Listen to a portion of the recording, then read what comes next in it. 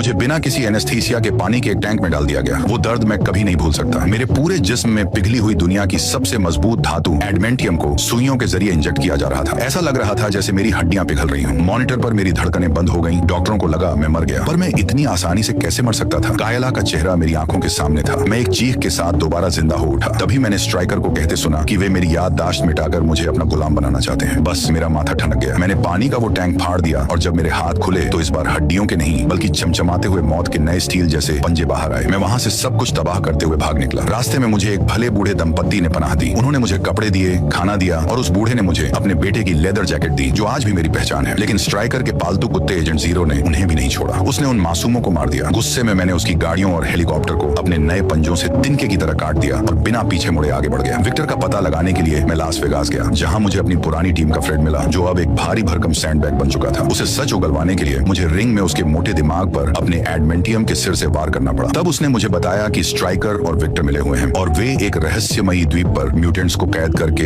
एक ultimate mutant बना रहे हैं। मैं गैम्बिट की मदद से उस द्वीप पर पहुंचा। मुझे लगा मैं वहां विक्टर को मारकर कायला का बदला पूरा करूंगा, लेकिन वहां पहुंचकर जो सच मुझे पता चला उसने मेरा सब कुछ तोड़कर रख दिया। कायला जिंदा थी और वो स्ट्राइकर की एजेंट थी। उसका काम मुझे फंसाकर इस एक्सपेरिमेंट के लिए तैयार करना था, क्योंकि स्ट्राइकर ने उसकी बहन को कैद कर रखा था। मेरा दिल पूरी तरह टूट गया। जिस औरत के लिए मैंने खुद को नरक में झोंक दिया वो सब एक नाटक था। मैं रोते हुए वहां से मुड़ा और जाने लगा, लेकिन कायला मुझसे सच्चा प्यार करने लगी थी। उसने स्ट्राइकर का साथ छोड़ दिया और बदले में विक्टर ने उस पर हमला कर दिया। मैं वापस भागा। विक्टर मेरे सामने था। मैंने उसे पटक पटक कर मारा, पर मैं उसे जान से नहीं मार सका। आखिरकार वो मेरा भाई था। मैंने वहां कैद सभी म्यूटेंट बच्चों को आजाद किया, लेकिन तभी हमारे सामने आया स्ट्राइकर का वो खिलौना वेपन 11। उसके पास हर म्यूटेंट की शक्ति थी, टेलीपोर्टेशन, लेजर आंखें और तलवारबाजी। उसने मुझे लगभग मार ही दिया था। तभी ना जाने कहां से विक्टर मेरी ढाल बनकर खड़ा हो गया। उसने मुझसे कहा, तुम्हें सिर्फ मैं मार सकता हूं, कोई और नहीं। हम दोनों भाई बरसों बाद एक साथ पीठ से पीठ सटाकर लड़े। आखिरकार मैंने हवा में उछलकर अपने पंजों से उस शैतान का सिर धड़ से अलग कर दिया। लड़ाई खत्म हुई। विक्टर यह कहकर चला गया कि हम कभी साथ नहीं हो सकते। मैंने घायल कायला को अपनी बाहों में उठाया। मैं उसे बचाना चाहता था। तभी पीछे से एक जोरदार धमाका हुआ। स्ट्राइकर ने एडमेंटियम की गोलियों से सीधे मेरे सिर पर वार किया। मेरी हीलिंग पावर ने मुझे मरने तो नहीं दिया, लेकिन जब मुझे होश आया तो सब कुछ गायब था। मेरे दिमाग में सिर्फ एक सन्नाटा था। मेरे सामने एक लड़की की लाश पड़ी थी। उसे देखकर मेरे दिल में एक अजीब सी टीस उठी। रोने का मन हुआ, लेकिन मैं याद नहीं कर पाया कि वह कौन थी। मैं नहीं जानता मेरा नाम क्या है, मैं कौन हूँ। मैं बस अपने इन लोहे के पंजों को देखता हूँ और अकेले ही इस अनजान रास्ते पर आगे बढ़ जाता हूँ, अपनी पहचान की तलाश में।